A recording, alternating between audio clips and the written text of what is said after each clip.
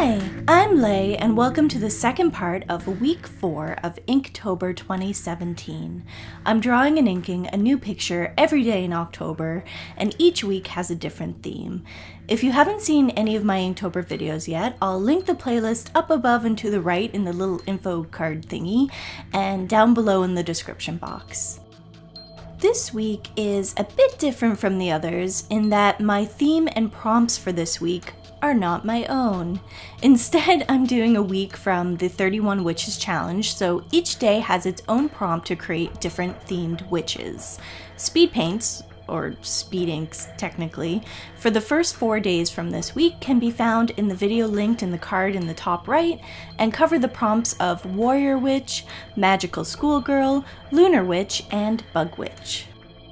I'm trying to film myself talking between traffic, but if you can hear cars going by, I'm really sorry. I didn't get a chance to film this sooner, so I'm kinda down to the wire on getting this video done. I'm also dealing with late autumn allergies because the weather in Nova Scotia has been super weird, so I apologize if I'm also super nasally.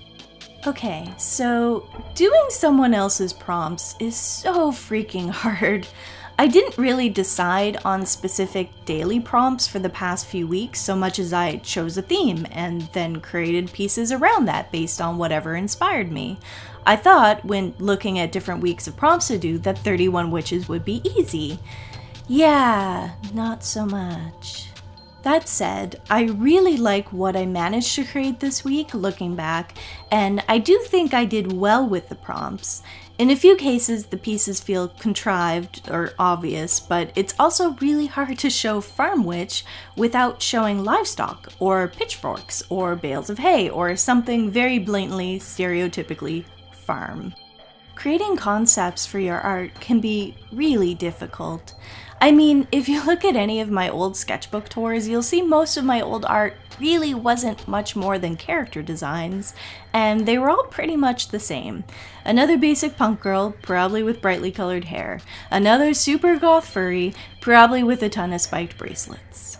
With a daily challenge like Inktober, you don't really have time to consider how original or unique what it is you're putting down is. I certainly tried to avoid going with the obvious, but in some cases it was hard to get away from that. And it is something where if I had more time, or if I'd pre-planned and pre-sketched everything ahead of time, perhaps then I would have had more original output this month. And maybe, if I do Inktober next year, and that is a huge if, which I will get into in my next and final Inktober video, where I sum up my whole experience, I will do Sketchtember, which is a daily sketching thing for September, and then I would have a bunch of pre-sketches to work with so I don't feel forced to put down whatever comes to mind as soon as possible, just so I have time to ink it before the end of the day. Or maybe if I did Inktober again, I wouldn't do it every day, but every other day, or something like that. I don't know.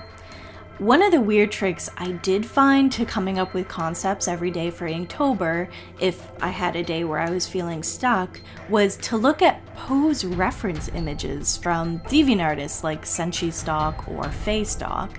I didn't reference their poses entirely, but sometimes the way they would hold themselves or show action would get me inspired and I'd have a direction to go in. Anyway, I'll keep this video short, but I will do my full summary of my Inktober experience in my next video on Friday. Did you do Inktober and have issues coming up with concepts? How do you normally come up with ideas for art pieces? Let me know in the comments or reach out to me on my social medias linked below. And please subscribe so you don't miss out on my next video, and please give this video a like if you enjoyed my ramble. I tried to keep it brief this time, I swear. Thank you so much for watching, and I'll see you again soon. Bye!